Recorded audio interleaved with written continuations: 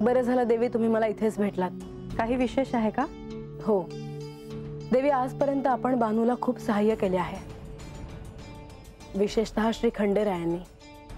पण काही काळ त्यांनी तिला भेटू नये आणि तिच्याशी बोलू नये असा मी निर्णय घेतला आहे. हे ठरवावं असं का वाटलं तुम्हाला? देवी, माझ्या असं ध्यानात आलं आहे की बानू यांच्यावर खूप अवलंबून आहे. त्यामुळे ती स्वतःहून सारं काही बाजूला सारून प्रयत्नांची पराकाष्ठा करत नाही. परंतु तिला असं एकटं पाडून काय साध्य होणार आहे? नाही देवी, तिला एकटं पाडावं हा माझा हेतू नाही.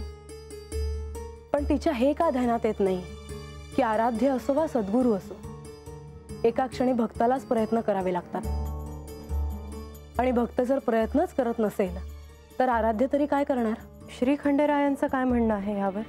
त्यांनी यासाठी होकार दिला आहे. म्हाळसा, ज्या अर्थी तुम्ही हा निर्णय घेतला आहे त्या अर्थी तुम्ही यावर विचार केला असेलच. परंतु मी एक सांगू का, बानूची श्री खंडेरायांशी भेट झाली तेव्हापासूनच तिने तिचं सर्वस्व त्यांना अर्पण करून टाकलं. तिच्या भक्तीची पद्धतच ती आहे. तिने समर्पण केलं आहे, शरणागत आहे ती. त्यामुळे कुठलीही परिस्थिती असेल तरीही श्री खंडेराय तिला सहाय्य करतीलच असंच तिला वाटत राहणार. आणि मला तिचा तोच भ्रम मोडायचा आहे देवी. तिने प्रयत्न करणं आवश्यक आहे.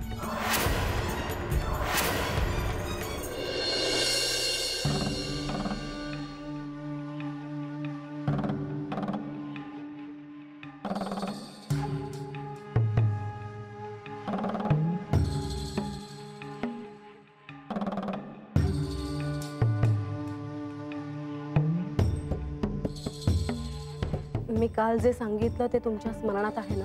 मी बानूला भेटायचं नाही, तिच्याशी बोलायचं नाही, हेच ना? हो. माझं मला असं वाटतं की आता हा विषय पुरे. आपण राज्यकारभाराविषयी देखील बोलू शकतो. हो बोलूया. पण आज बानूचा संदेश आला आहे. याला योगायोग म्हणायचं की अजून काही? काय संदेश होता? तिला तुम्हाला भेटायचं आहे. कशा संदर्भात? त्याचं कारण काही कळलं नाही, पण मी तुम्हाला म्हणाले होते ना की ती पूर्णपणे तुमच्यावर अवलंबून आहे. तुम्ही तिला काहीतरी सहाय्य कराल असं तिला वाटतं.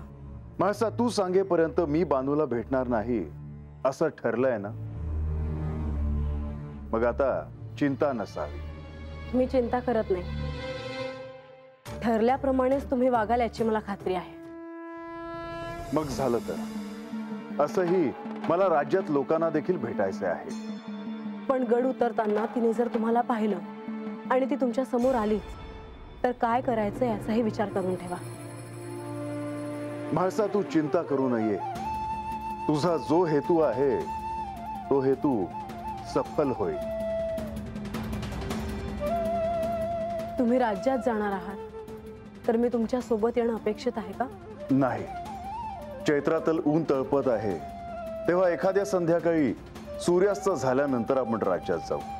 हो, आपल्याकडून लोकांचे सर्वतोपरी सहाय्य व्हावे आणि आपण सांगाल त्याप्रमाणे आवश्यकता असेल तेव्हा मी येईनच.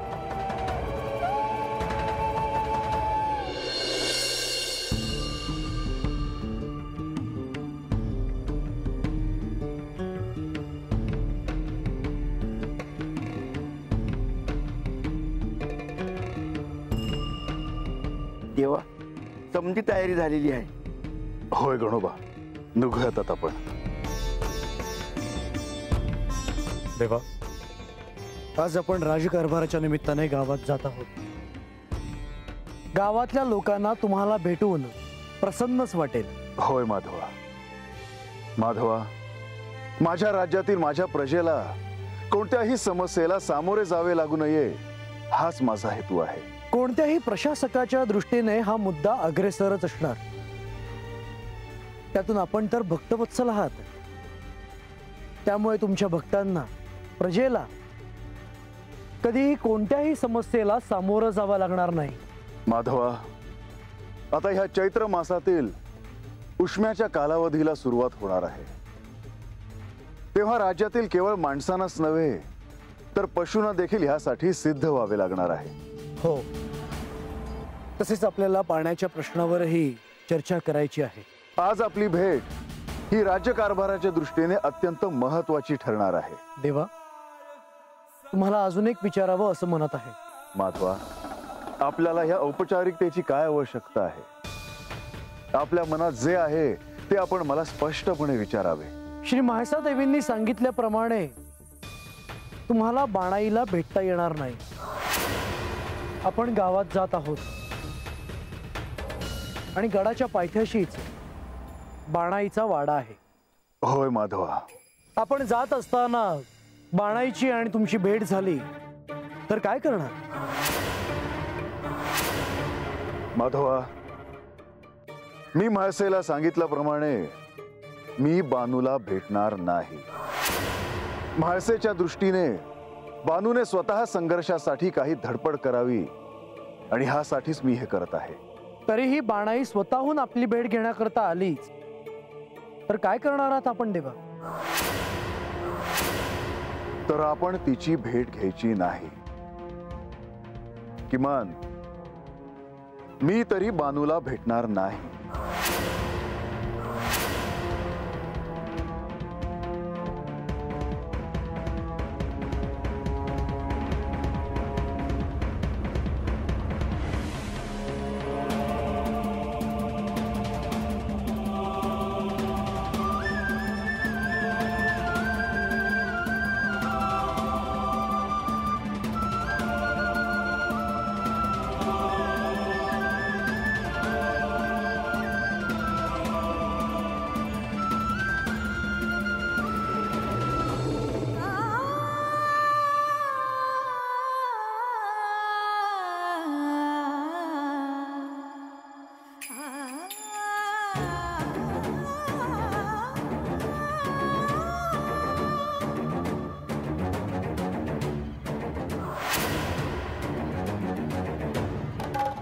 केवळ ते बी हात. देवा, बाणाई तिच्या वाड्याच्या दारापाशी येऊन उभी आहे. देव हात नाही येता कुठं निघाला आहे ती? मी त्यासनी जाऊन भेटावं का? माझा सांगावा मिळाला असेल का? कसं ठाव होणार? मला देवासी जाऊन भेटायलाच हो.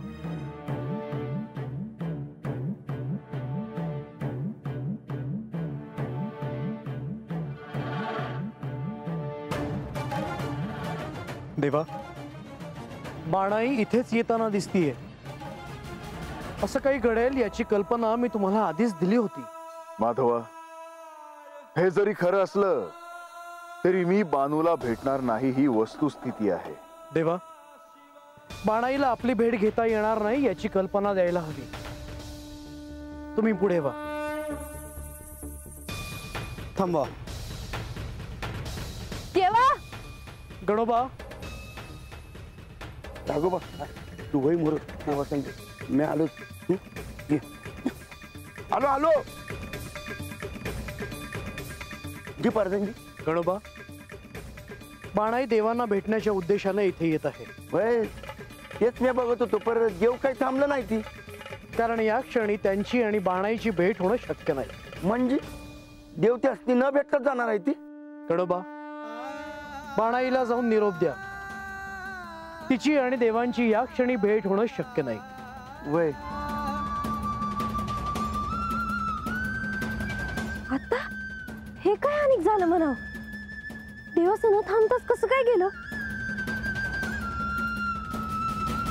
देवा, देवा, देवा. बाणाई. गणोबा, देव कुठे चालला आहे ती? देव गावामध्ये चालला आहे ती. ओ हे का, मला त्यासनी भेटायचं आहे. नाही, तुम्हाला देवासनी नाही भेटता येणार. गणोबा, अहो हे काय बोलता आहेसा तुम्ही? म्या देवासनी का नाही भेटायचं? हे बघा, तुम्ही रागवू नका जी, पर देव तुम्हाला नाही भेटणार आता. पर देव मला का नाही भेटणार? म्या तसं सांगावा धाडला होता गडावर. असल जी, पर देव तुम्हाला नाही भेटायचं आता. म्या देवांची बायको आहे, त्यासनी भेटण्यापासून मला कोण अडवतं म्या बी बघतेच. बरं नाही, मी तुमच्या पाया पडतो, हात जोडतो, पर असं करू नका जी. गणोबा मागवा, माझी वाट सोडा. मला देवासनी भेटायचं आहे, म्या त्यासनी भेटणारच. देवा देवा देवा देवा देवा. माधवा, मला असं वाटत आहे की बानू आपल्याच दिशेने येत आहे. होय देवा, परंतु मला आता असं वाटत आहे या क्षणी मी यात हस्तक्षेप करायला हवा. आपण पुढे व्हा, मी बाणाईची भेट घेऊन येतो.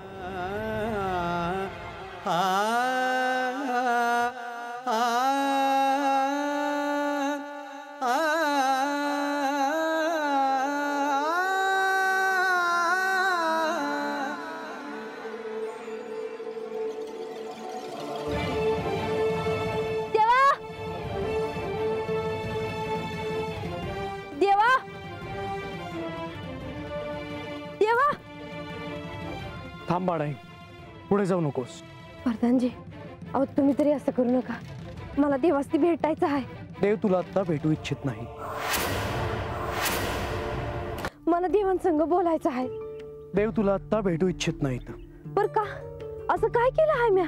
यात तुझी काही चूक नाही, परंतु ही भेट होणार नाही ही वस्तुस्थिती आहे आणि याचा तुला स्वीकार करायला हवा.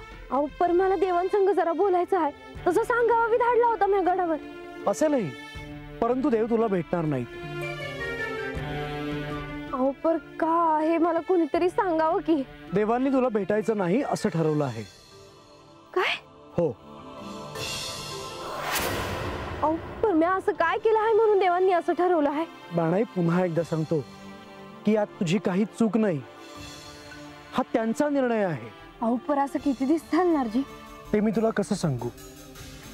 देव कदाचित तुझ्याशी उद्याही बोलतील किंवा कदाचित अजून काही काळ लोटू शकेल.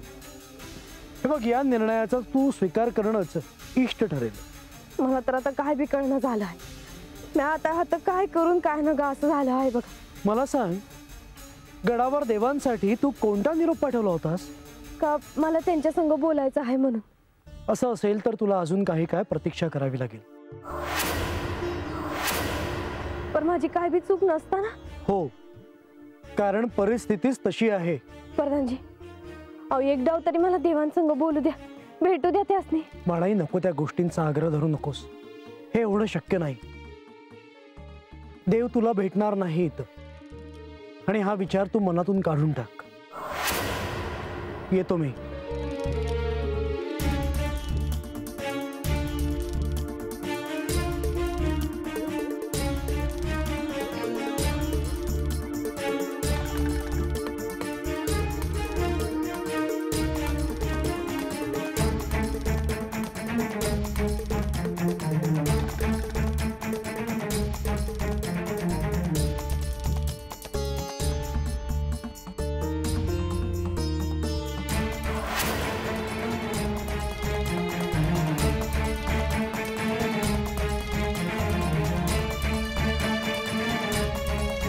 बानू, आता फार विलंब लावू नकोस.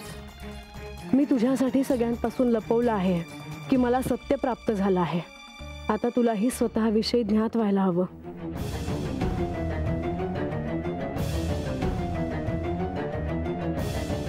मी खरं तर आधीच तुम्हाला भेटायला येणार होते.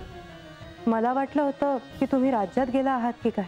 नाही, हे गेले आहेत देवी. आज तुम्ही कक्षाच्या बाहेरच आला नाही म्हणून भेटायला आले तुम्हाला. हो, मी खालीच पाहत होते. हे आत्ताच बानूच्या वाड्याच्या तिथून पुढे गेले आहेत. हो, तुम्ही काय निर्णय घेतला हे कळलं मला. तुम्हाला माझा निर्णय योग्य वाटतोय ना देवी? तुम्ही अर्थातच ह्यावर विचार केला असणार. देवी, तुम्ही सहमत आहात म्हणून आनंद वाटला. म्हाळसा, आपण सगळे एकाच दिशेने प्रयत्न करतो आहोत. काय साध्य करायचं आहे हे आपल्या सगळ्यांनाच ठाऊक आहे. परंतु आम्ही निर्णय घेण्यात आणि तुम्ही काही करण्यात एक अंतर आहे. कारण बानूवर जर सर्वाधिक प्रेम कोणाचं असेल तर ते तुमचं आहे. त्यामुळे तुम्ही जो निर्णय घ्याल त्याला एक विशिष्ट अर्थ असणार. देवी, आजपर्यंत हे कधी कोणी बोलून दाखवलं नाही, पण आज तुम्ही असं म्हणता आहात, खरंच समाधान वाटलं.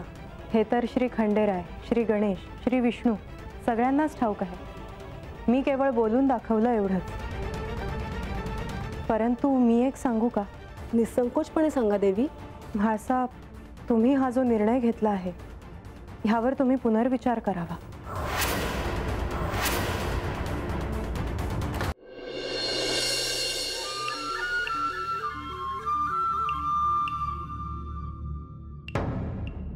हे बानू,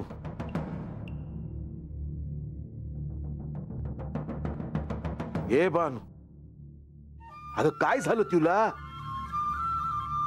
अगं बोल की. एक शवंते, गंगे. अरे आजा, काय झालं? हा काय? अगं बानू, काय झालं?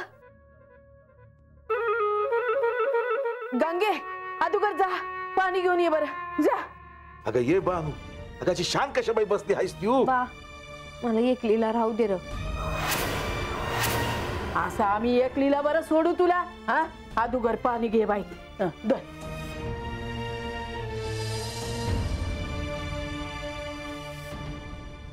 हे बानू, असं आड मोठ्यावानी वागू नगस. आम्ही काय तुझ्या वाईटाच सांगणार होय?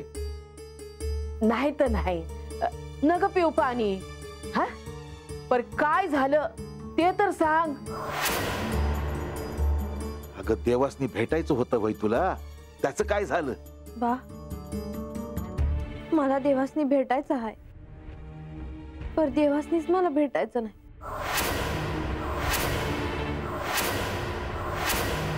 देवासनी तुला भेटायचं नाही? होय, अगं पर का? ते मला नाही ठाऊक मावशी. मी देवासनी हातनं जाताना बघितलं, म्हणून मी त्यांच्या माग माग गेले. त्यासनी हाका मारल्या, पण देव नाही थांबले. असं कशापायी झालं असेल पा? या अगोदर देव तुझ्याशी असं कधी वागले ती मला नाही आठवत बघ. गडावर काय बाई झालं असेल? तर आता हे पतूर तिथं काय झालं असेल हे आपल्याला ठाऊक कसं होणार? मी एक काम करते, मी जाते आणि त्यासनी बोलून आणते. वय वय जा. आला सा? कुठं होता सा तुम्ही? कुठे म्हणजे सांगावं द्यायला गेलतो ना गाडाव. मग दिलास वय देवासनी माझा सांगावा? होय दिला की, सांगावा दिला की गाडाव. मग काय म्हणले देव? अरे बोल की, गप कशापायी हायस तू? रंग्या, काय झालं गडा? म्हणजे म्या देवासनी नाही दिला सांगावा. नाही दिला म्हणजे देवासनीच भेटाय गेलो होतो, पर अरे पर काय? ते माधवी आहे त्या ना तत, त्या मला मासादेवी पशी घेऊन गेल्या.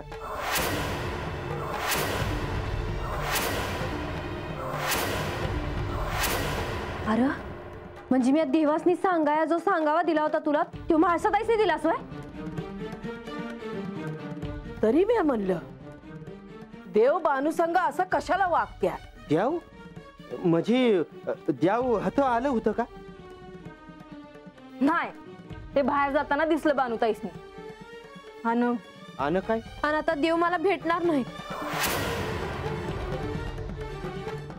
द्याव असं म्हणलं? प्रधानजी असं म्हणले, पण मला तर कळतच नाही देव असं कशापायी वागतात ते.